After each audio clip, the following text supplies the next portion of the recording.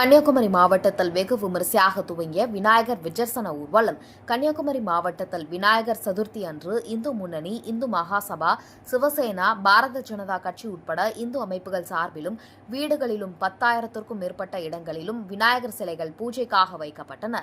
விநாயகர் சிலைகளுக்கு காலை, மாலை என இரு வேளைகளிலும் பூஜைகள் செய்யப்பட்டு வருகிறது.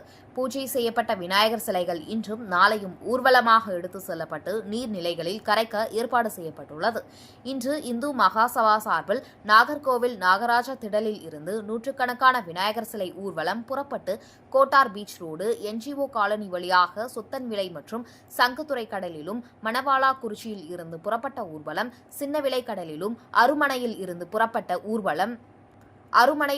புறப்படும் ஊர்வலம் குளித்துறை, தாமிரபரணி ஆற்றிலும் கொண்டு செல்லப்பட்டு கரைக்கப்படுகிறது. போலீசார் பல்வேறு கட்டுப்பாடுகளை விதித்துள்ளனர். ஏற்கனவே அனுமதித்த வழித்தடத்தில் மட்டுமே ஊர்வலங்கள் செல்ல வேண்டும் என்றும், பிறர் மனதை புண்படுத்தும் வகையில் கோஷங்கள் எழுப்பக்கூடாது என்றும், பட்டாசு வெடிக்கக்கூடாது என்றும், 4 சக்கர வாகனங்களில் மட்டுமே விநாயகர் சிலைகள் ஊர்வலம் எடுத்து செல்ல வேண்டும் என பல்வேறு கட்டுப்பாடுகள் விதித்துள்ளனர்.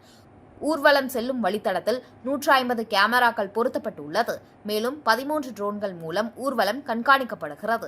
இதன் மூலம் விநாயகர் சிலை கரைப்பு ஊர்வல பாதைகள் முழுவதும் காவல்துறையின் கண்காணிப்பில் வளையத்தில் கொண்டுவரப்பட்டுள்ளது.